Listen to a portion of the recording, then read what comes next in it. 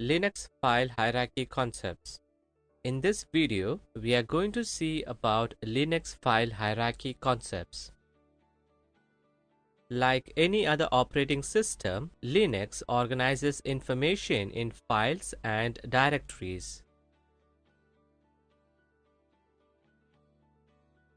The files, in turn, are contained in directories. That is, a directory is a special file that can contain other files and directories.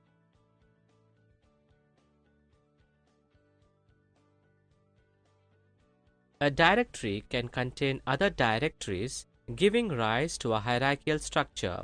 This hierarchical organization of files is called the file system. The Linux file system provides a unified model of all storage in the system.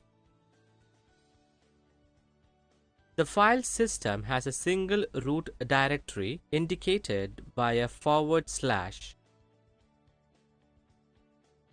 Then there is a hierarchy of files and directories.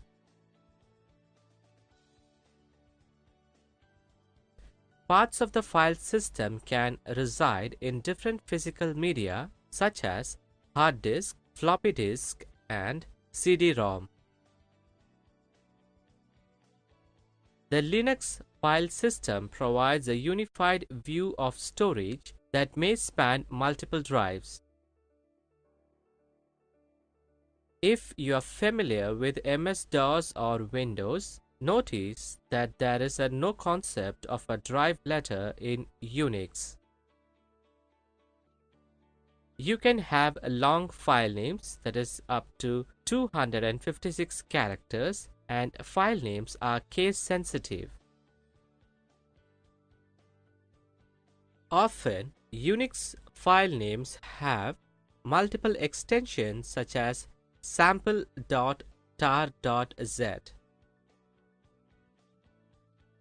Some Unix file names include the following: index.html, makefile, kernel enterprise 2.4.18, 3.i686.rpm, .bash underscore profile, and httpd underscore src.tar.gz.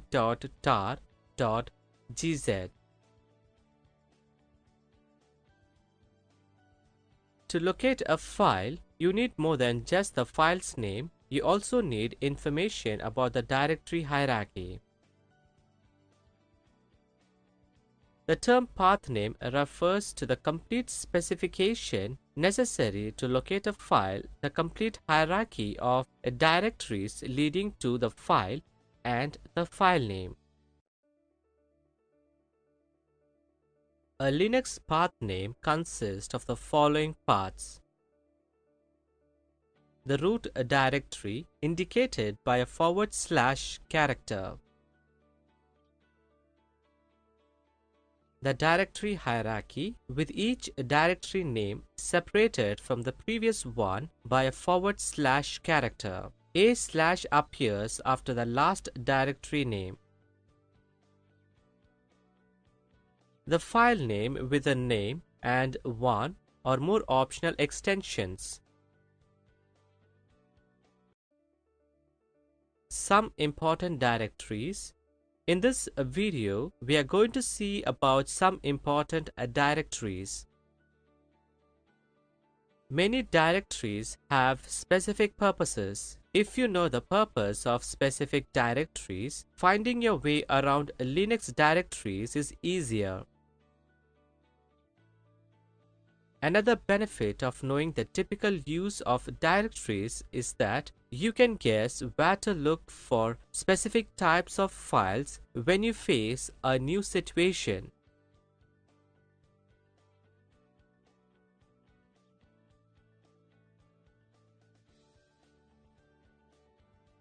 This briefly describes the directories in a Linux system.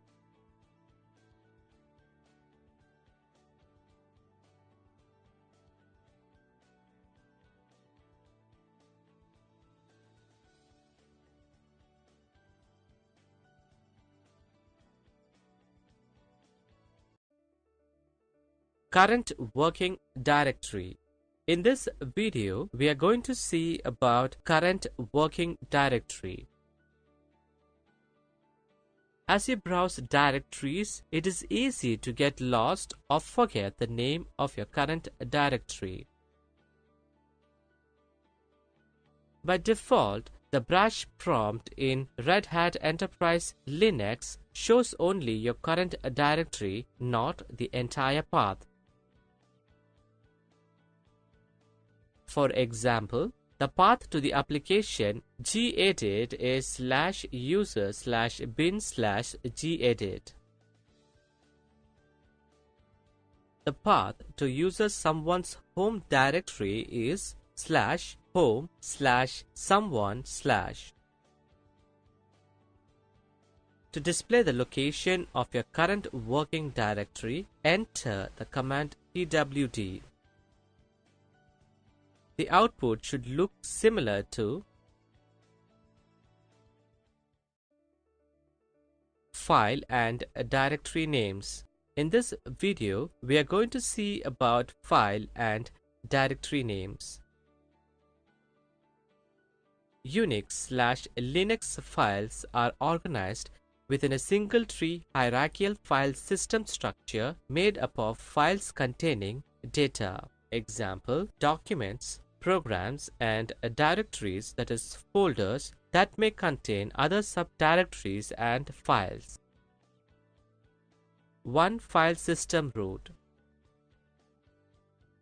Unlike Windows, with separate multiple drive letters A, B, C, etc. for each disk partition, the Unix or Linux file system hides the physical disk structure and has a single tree root, no matter how many disks or partitions are actually in use. There is no way to tell on what disk partition a Unix or Linux file resides by looking at its name. No loops or cycles. The directory structure in the file system is acyclic, following a path of directories down from the tree root into subdirectories will never lead you back towards the tree root into a cycle or loop. Each file and directory has its own name. Name components can contain any character except /. The name of some object in the file system may contain any characters except the null character and forward slashes. The name may contain spaces, new lines, unprintable control characters, and characters from non-English languages.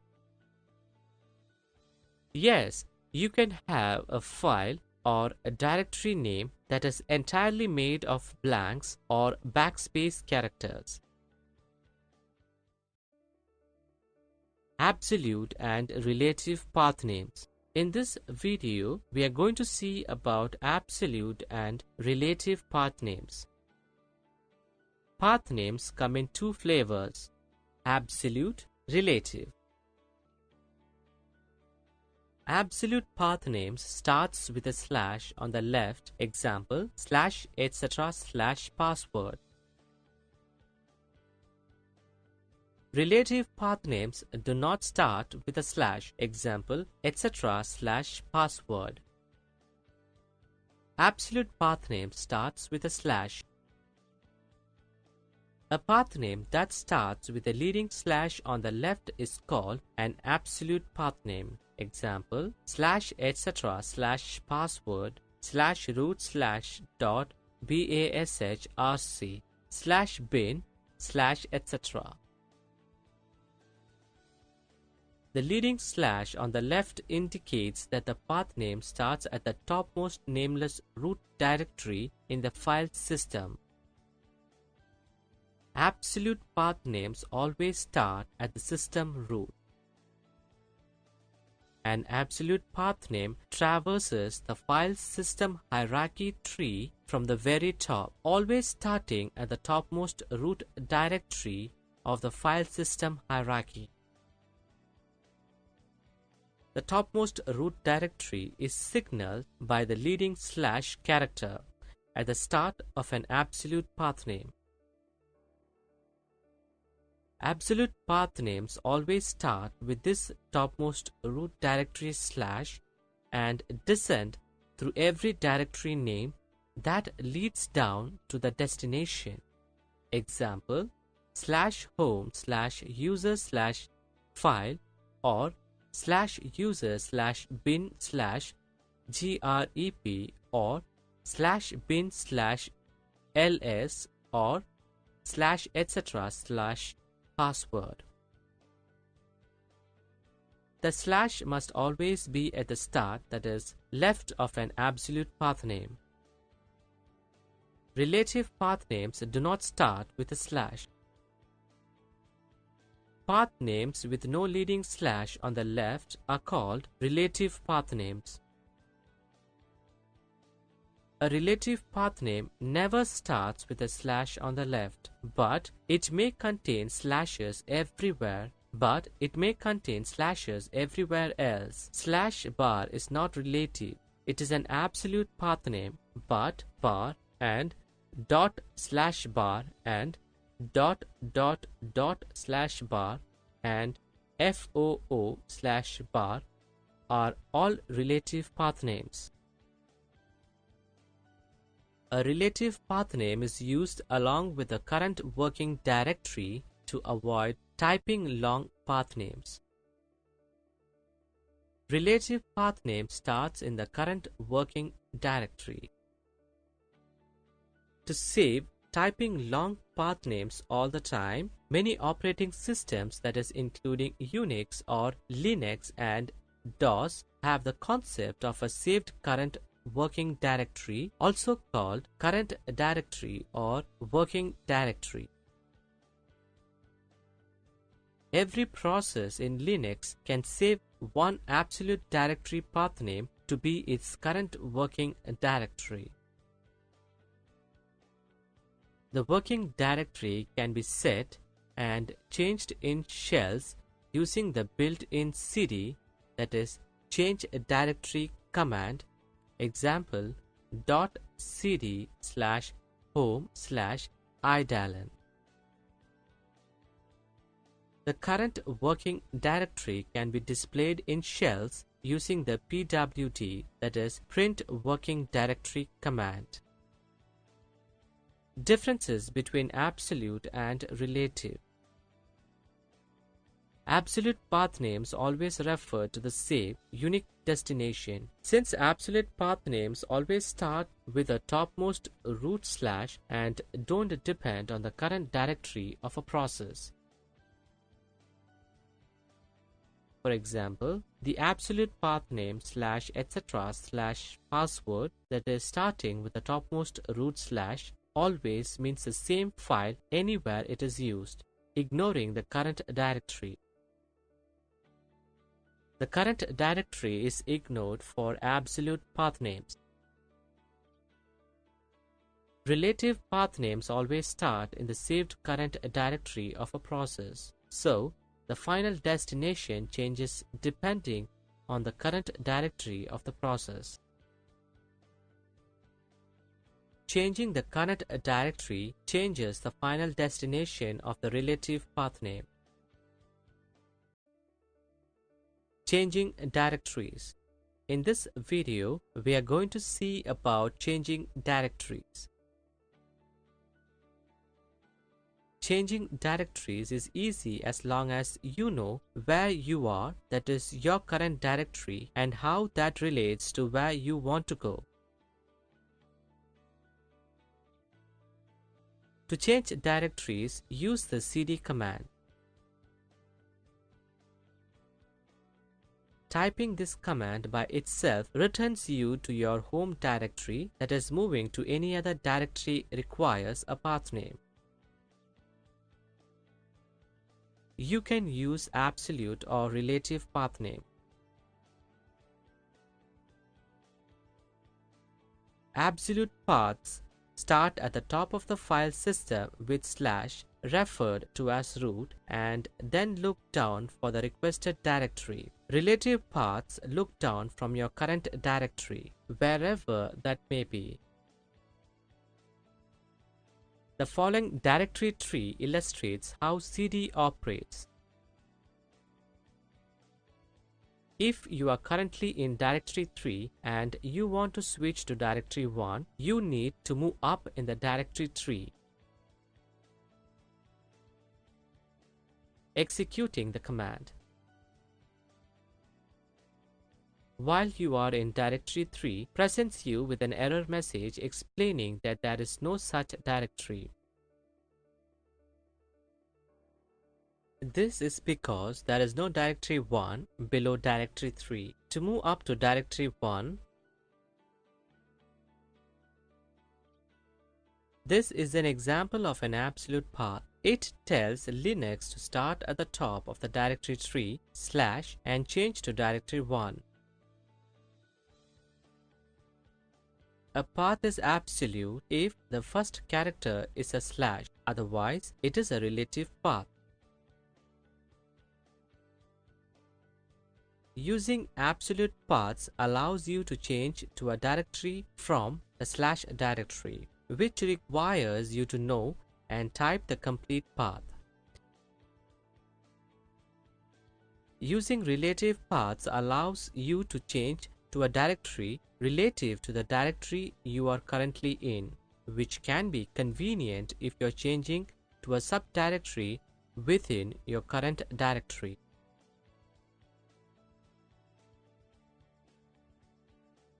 The command cd tells your system to go up to the directory immediately above the one in which you are currently working.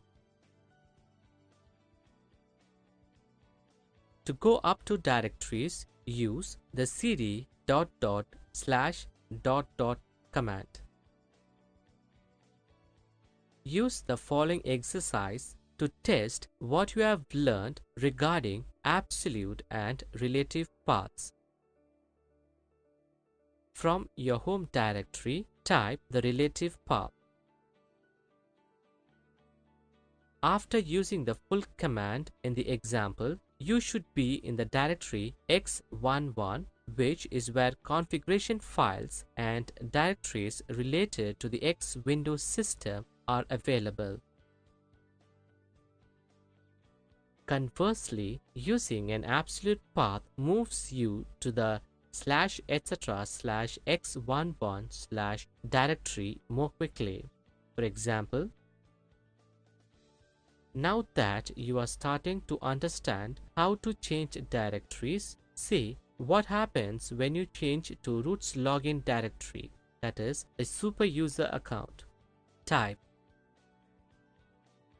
If you are not logged in as root, you are denied permission to access that directory. Denying access to the root and other users' accounts or login directories is one way your Linux system prevents accidental or malicious tampering. To change to the root login and root directory, use the su command.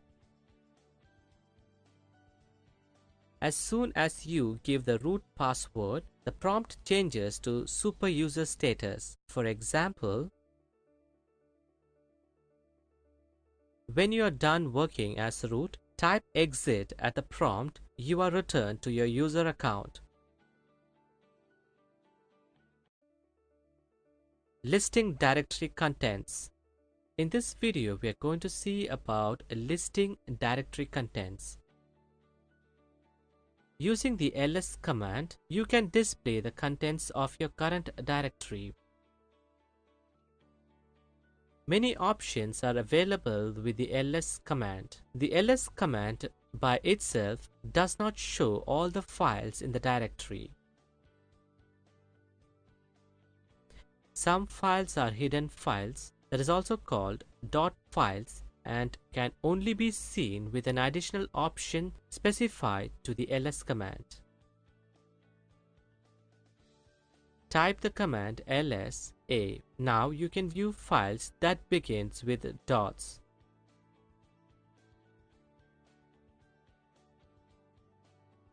Hidden files are most often configuration files, which set preferences in programs, window managers, shells, and more. The reason they are hidden is to help prevent any accidental tampering by the user. Viewing all the files using the ls a command can give you plenty of detail, but you can view still more information by using multiple options.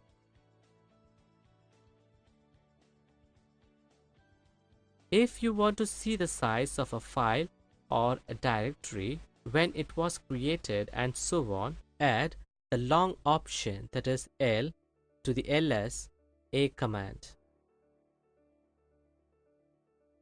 This command shows the file creation date, its size, ownership, permissions, and more. For example, to see what is in the /etc/directory from your home directory, type the following is a brief list of options commonly used with ls. A, that is all, list all files in the directory, including hidden files, that is .filename.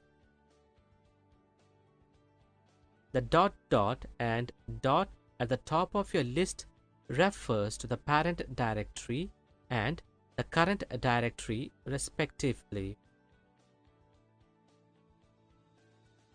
L long, L, that is long, list details about content including permissions, that is models, owner, group, size, creation date, whether the file is a link to somewhere else on the system, and where its link points. F, that is file type, adds a symbol to the end of each listing. These symbols include slash to indicate a directory, @ to indicate a symbolic link to another file, and asterisk to indicate an executable file. R, that is reverse, lists the contents of the directory in reverse sort order. Capital R, recursive, lists the contents of all directories below the current directory recursively. Capital S, that is size, sorts files by their sizes. Copying files and directories. In this video, we are going to see about copying files and directories. To copy files and directories, use the cp command under a Linux, Unix-like and BSD-like operating systems. cp is the command entered in a Unix and Linux shell to copy a file from one place to another, possibly on a different file system. The original file remains unchanged and the new file may have the same or a different name. cp command syntax. The syntax is as follows to copy files and directories using the cp command. In the first and secondary syntax, you copy source file to dest file or directory. In the third syntax, you copy multiple source, that is S, files to directory. Linux copy file examples. To make a copy of a file called file.doc in the current directory as new file.doc, enter. Sample outputs.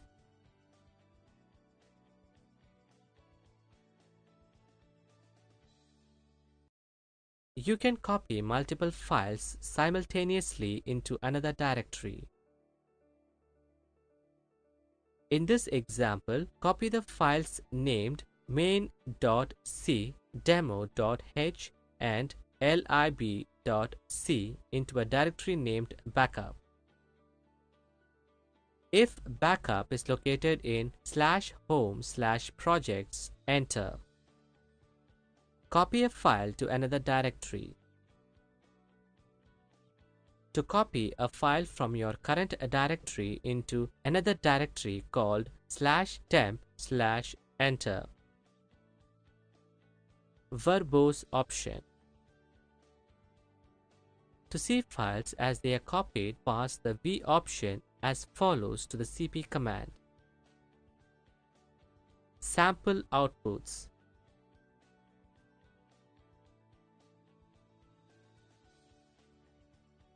Preserve file attributes. To copy a file to a new file and preserve the modification date, time, and access control list associated with the source file, enter.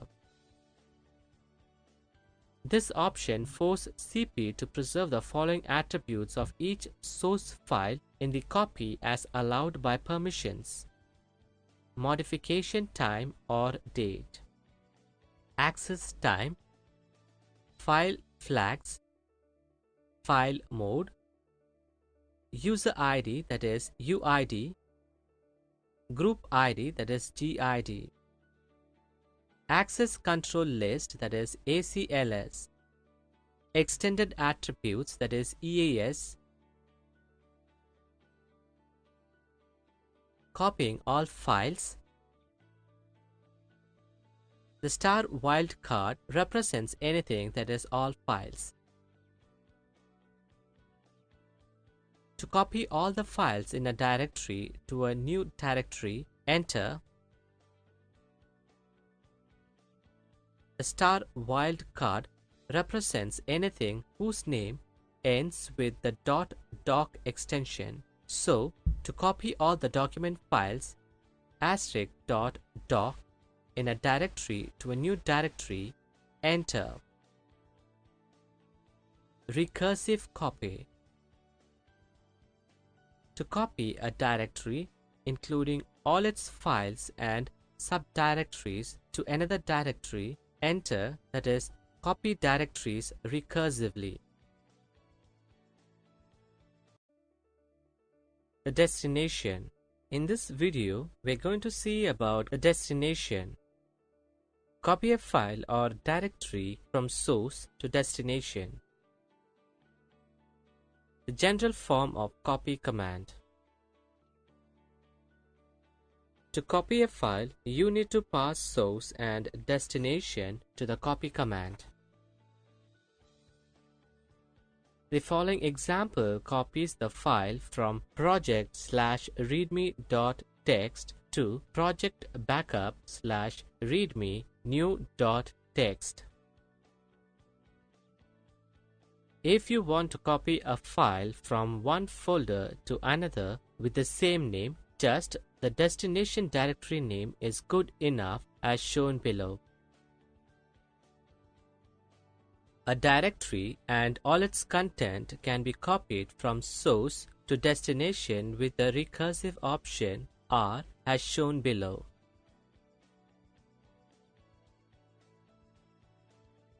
Copy multiple files or directories. You can copy more than one file from source to destination as shown below. If the source file has a common pattern, use wildcards as shown below. In this example, all C extension files gets copied to /home/the dstuff/project backup/src/directory.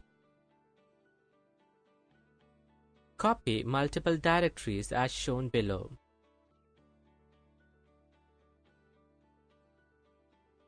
Backup before copying into a destination.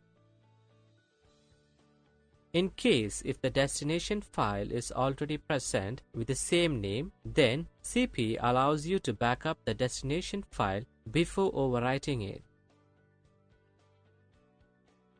In this example, the readme.txt exists in both project slash and project backup slash directory.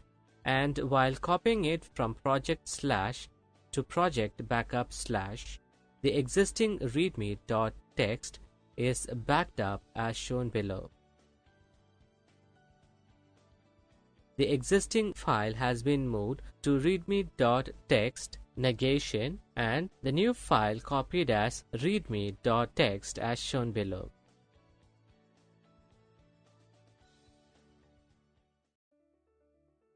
Moving files. In this video, we are going to see about moving files.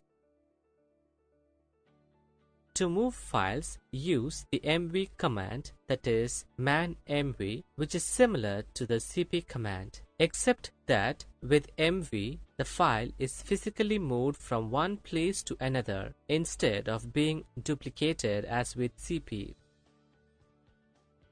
Common options available with mv include interactive. Will prompt you if the file you have selected will overwrite an existing file in the destination directory. FORCE overrides the interactive mode and moves without prompting. VRBOS shows a list of the files being moved. If you want to move a file out of your home directory and into another directory, you would type renaming files. Actually, we have already covered half of renaming because when you copy or move files, you can also rename. To copy the file sneakers.txt from our login directory to our Tigger subdirectory, just type. To copy and rename that file from sneakers.txt to piglet.txt, type. To move and rename the file, just substitute mv for cp in the above example. If you cd to Tigger and use ls, you will see the file piglet.txt. If you just want to rename the file and keep its location, just mv in your current directory. Moving and renaming directories. In this video, we are going to see about moving and renaming directories. Moving directory. Different from the copy command, moving directory using mv command is pretty straightforward. To move a directory, you can just use mv command without any options. Please take a look at the screenshot.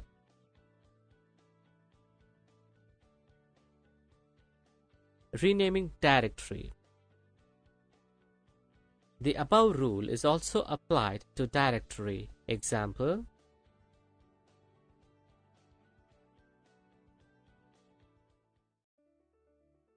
creating files. In this video, we are going to see about creating files. The first method for creating text files uses the cat command. Type the following command at the prompt and press enter. Replace sample.txt with the name you want to use for your file. After pressing enter, you are not returned to the prompt. Instead, the cursor is placed on the next line, allowing you to enter text into your file. Type your lines of text, pressing enter after each one. When you're done, press Ctrl plus D to exit the file and return to the prompt. To verify your file was created, type the following command at the prompt and press enter. you should see directory listing of your file. The cat command can also be used to view the contents of your file. To do this, type the following command at the prompt and press enter. The contents of the file are printed to the screen and you are returned to the prompt. One method for creating a blank text file is to use the right arrow. Type the right arrow followed by a file name and press enter as shown in the following image. You can check that the files exist by using the ls command as discussed earlier.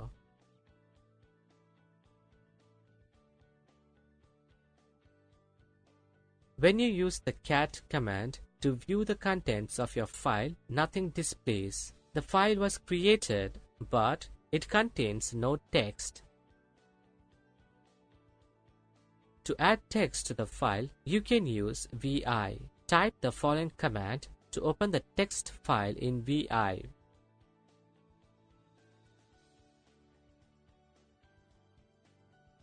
vi opens in command mode. To type text into the editor, type a lowercase I to enter editing mode.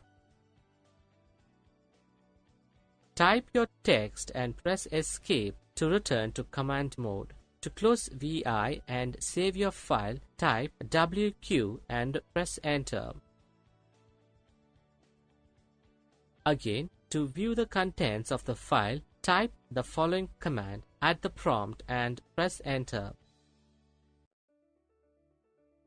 Another command that works similarly to using the right arrow to create an empty text file is the touch command. Type touch followed by a file name as shown in the following image.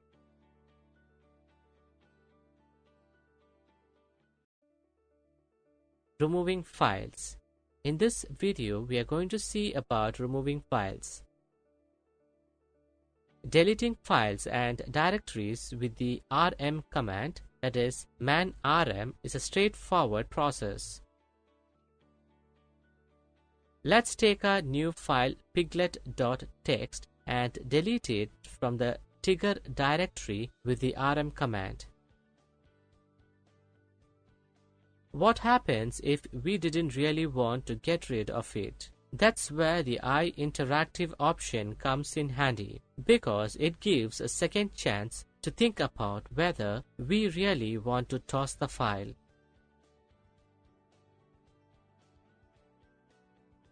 You can also delete files using the wildcard, but be careful because you can easily delete files you didn't intend to throw away. To remove a file using a wildcard, you would type. You can also remove more than one file in one command, as in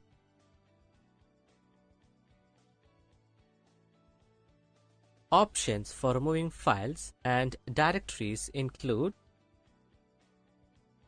iInteractive prompts you to confirm the deletion.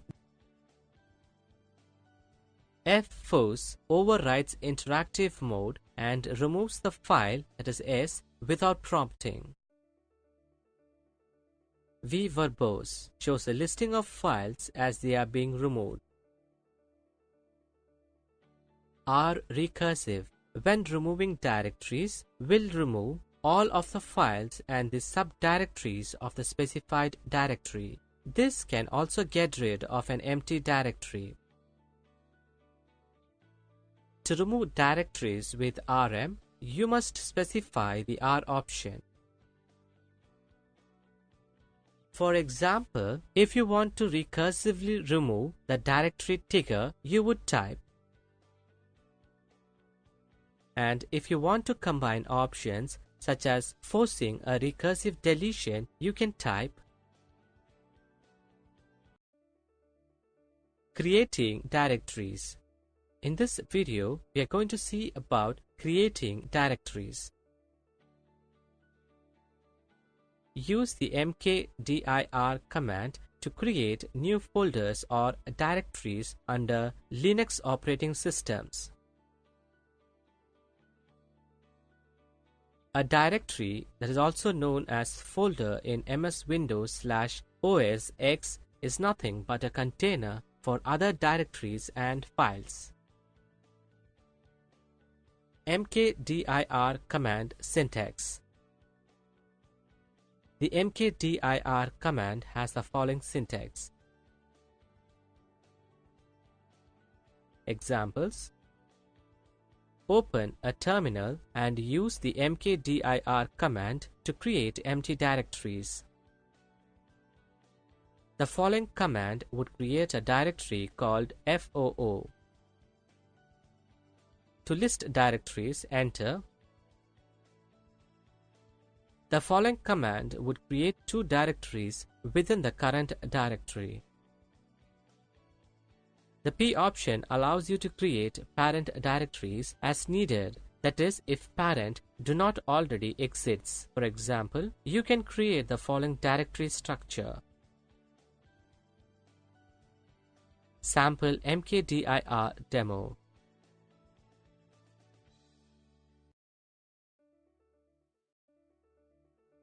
Removing directories. In this video, we are going to see about removing directories. To remove a directory using a command such as the rmdir command, you may receive a prompt such as rmdir.dir directory not empty and be unable to delete the directory. To remove a directory that contains other files or directories, use the following command. In the example above, you would replace mydir with the name of the directory you want to delete. For example, if the directory was named files, you would type rm rfiles at the prompt.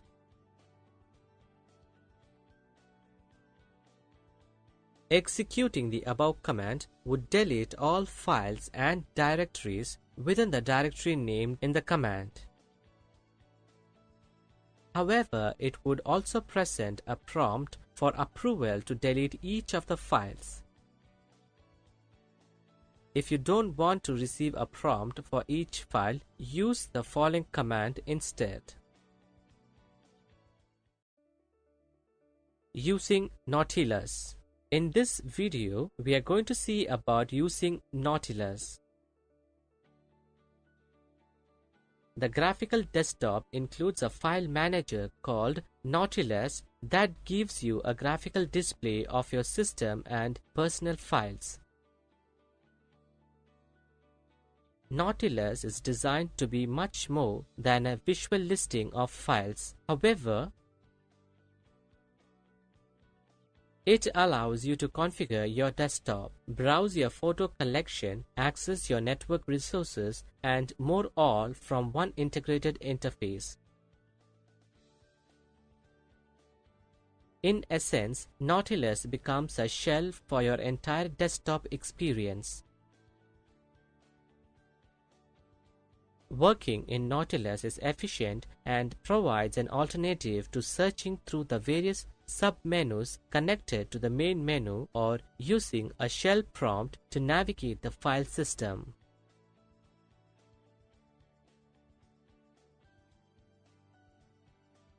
The following sections explain how to use the Nautilus to enhance your desktop experience. To start Nautilus as a file manager, double-click on your home directory icon. Once Nautilus appears, you can navigate through your home directory or the rest of the file system. To return to your home directory, click the Home button. The browser window contains folders and files which you can drag with your mouse to move and copy into new locations. You can open another Nautilus window by selecting File, New Window. By default, dragging a file from one directory to another moves the file. To copy the file to another directory, press the Ctrl key while dragging and dropping the file. By default, image files in your home directory are seen as thumbnails. For text files, this means you see a portion of the actual text in the icon.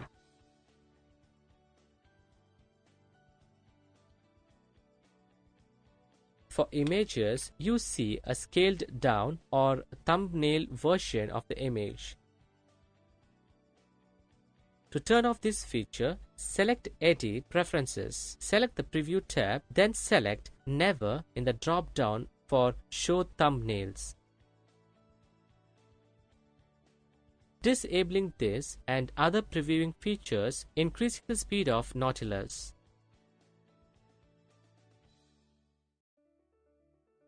Determining file content.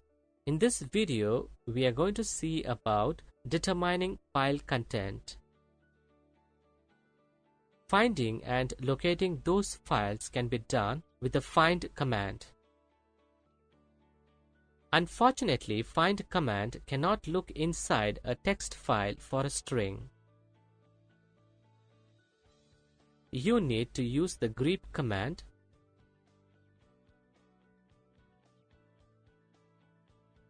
The grep command searches the given input files for lines containing a match or a text string. Grep command syntax. The syntax is